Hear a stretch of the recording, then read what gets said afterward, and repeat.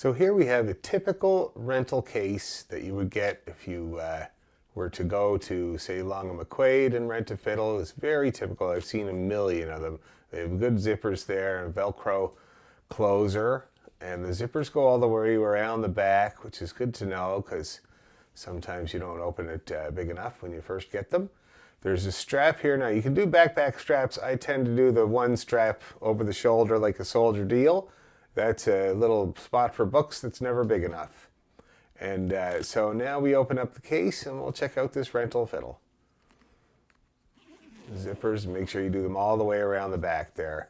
Open her up and that's your fiddle there. Now this is a typical kind of Czech violin you would get if it was your first rental fiddle. And it would do you quite well. There's absolutely nothing wrong with it. I put new strings on her. This is a nice bow. It's a very sort of beginner level bow, but good for you. Here's some rosin, typical that comes in the case. I've seen a million of these little plastic containers. I wouldn't really use it. It's probably been in the case for a lot of years and dried out and misused and abused and stored too hot. And I would probably just get a new cake of rosin if I were the person getting this violin. It's not expensive and definitely will work. So this is your rental violin and bow. Okay, so that's the rental fiddle, and we're going to get it out now and have a crack at her. So again, you want to open up these zippers all the way and take out this fiddle. So this is the brand name on it is Josef Jan Dvorak. And that's in the Czech Republic. It's a very well-known violin brand for beginners. And this one is in really good shape. It's really untouched. A couple of little scratches, but that's normal. And the good thing is that it's got a good bridge. If you look at closely at that bridge, you'll see it's a nice bridge. It's well cut. It's got the right markings on it to be well cut, and it's properly shaped to the fiddle. So, you know, if you have any kind of fiddle and you want to play it, if the bridge is properly fit to the fiddle and it's cut right, it's going to sound as good as it can possibly sound. So I think this fiddle's going to work just fine. Now, of course, first thing we're going to have to do is tune it.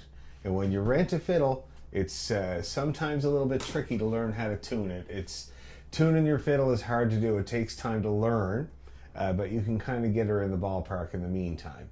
And also, often when you rent a fiddle, it does not come with a shoulder rest. And I have a couple of shoulder rests here to show you typical shoulder rests. I'm an Everest shoulder rest user, but there are many kinds, and ones that you might find, and you never know where you're renting your fiddle, they might include a shoulder rest, which would be just great.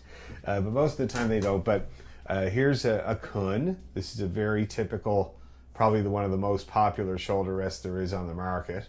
And this is kind of not a new variety, but a semi-new sort of evolution of the Kun.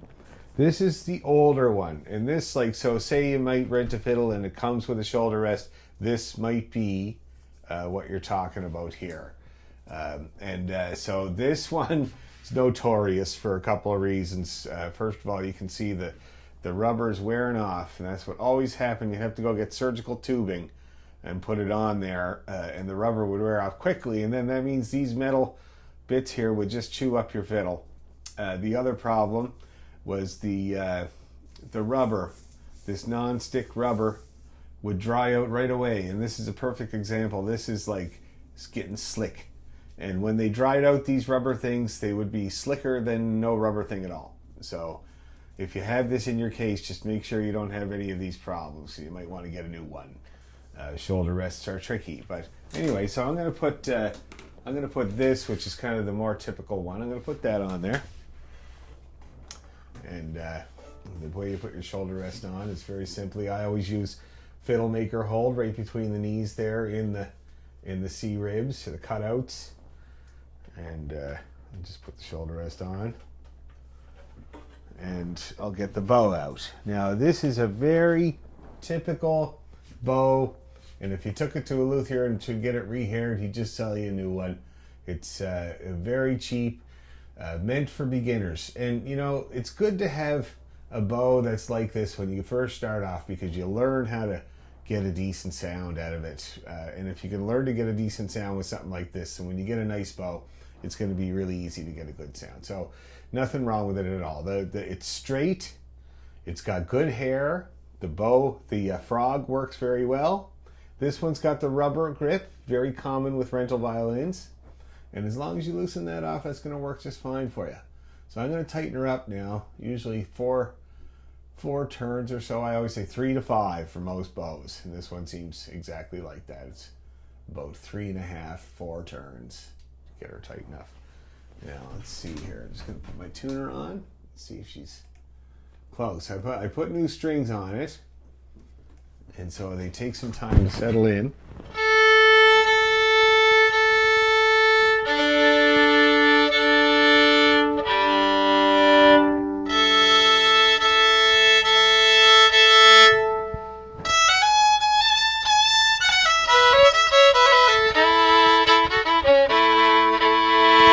Working great. It's going to be a great violin.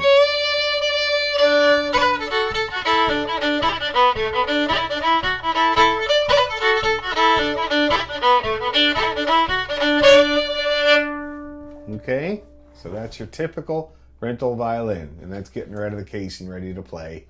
We'll go more into the shoulder rest, different ones, how you use it, how you adjust it, and we'll go more into the to the bow and the varieties of bows that you can get and the use of it and taking care of it. But now, so I'm finished playing my rental fiddle, and I'm going to put it back in the case. So I'm going to first of all take the shoulder rest off. Comes right off there like that. I'm going to put her in the case. Now, these cases have a little seat belt. You can see here, it goes around the neck. It's Velcro.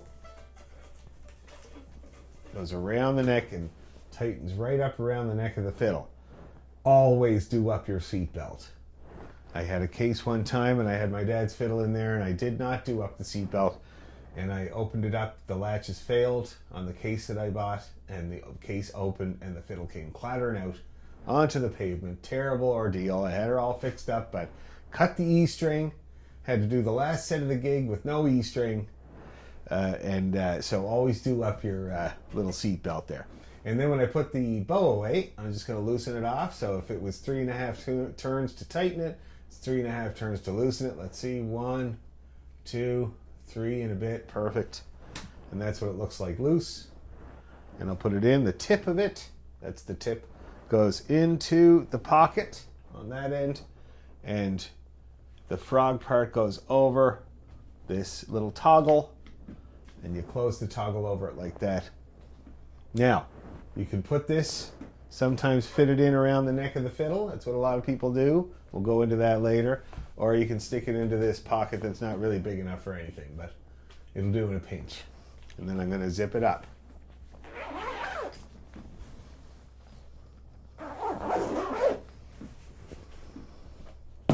That's your typical rental violin that's going to work for you, and everything that's in the case when you get it and not in the case.